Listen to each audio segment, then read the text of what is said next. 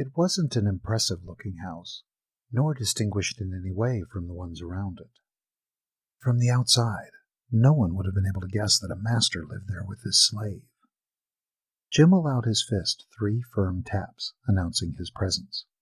His heart raced with anticipation as he heard footsteps approaching, knowing that once the door was opened, there'd be no going back. The slave, a thin, pale man named Lost, answered wearing nothing but a yellow apron. "Welcome to our home, sir," he said politely, moving from the doorway to allow Jim entry. All the while, he kept his face toward the floor, not seeming to care if anyone else saw how scantily he was dressed. "Thank you," Jim muttered before stepping inside and allowing Lost to close the door behind him. "How are you doing?" "Well, thank you, sir. Master Wicked is waiting for you in the living room. I hope that Sir likes spaghetti.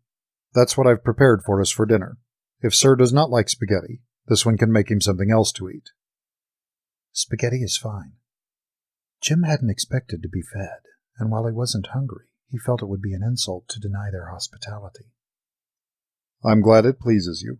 Right this way, sir." The slave led Jim into the living room, where Wicked was sitting on the sofa watching some action movie that Jim had never seen before. He looked up at Jim, completely ignoring Lost in the process. "Good evening, little Neko. Did Lost give you a proper greeting?" "He did," Jim nodded. Wicked scowled. "Have you already forgotten what I taught you at the club?"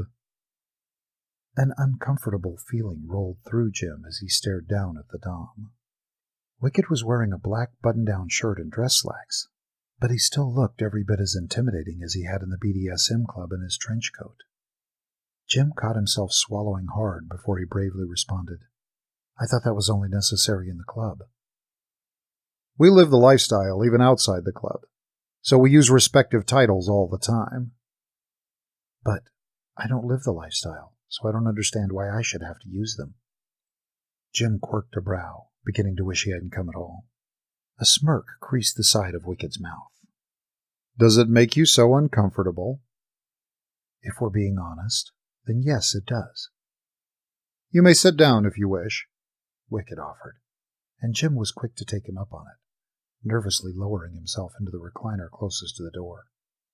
"You do remember why I gave you my number, don't you?" It seemed like a trick question. Jim thought back to the moment in the BDSM club when Wicked handed him the card with his number. He had said something then, but Jim couldn't remember what it was. "I thought you were just being friendly," Jim said finally. "I wasn't." Wicked's voice was cold as usual. He was being completely dismissive, watching the television while he talked to Jim. "Oh." The discomfort deepened. "Then why did you give me your number?" "I told you to use it if you ever wanted to learn about the lifestyle. The use of it was exclusive to that purpose. You may need more friends, but I don't. If you're not interested, then beat it." Jim's heart sank to his stomach, causing it to flop with overwhelming nervousness. This wasn't what he had expected at all. Sure, he knew this probably wasn't going to be a normal visit, but he hadn't expected Wicked to be so set on teaching him about the lifestyle. Now there were only 2 choices to make: stay or go. The drive to Wicked's house had taken almost 20 minutes, and Jim hated the thought of wasting gas for nothing. How much harm would there be in allowing for Wicked to share his knowledge? It's not like Jim would ever have to come back if he didn't like what happened here tonight. "So what's it going to be, little Neko?" Wicked asked, still refusing to look in Jim's general direction. "I'll stay." His voice was as soft as snow. "I'll stay, sir," Wicked reminded him. "I'll stay, sir," Jim repeated. "Good. Dinner should be ready shortly. Until then, we can begin your lesson." He flipped off the television before leaning back against the couch and turning to look at Jim. "How much do you know about the lifestyle?" "You might want to start from scratch, sir," Jim suggested, keeping his gaze down. The thought of looking into Wicked's commanding brown eyes was too intimidating, and Jim was honestly afraid that he'd displease the man. Already the evening had gotten off to an unpleasant start. "Today will be mostly about observation.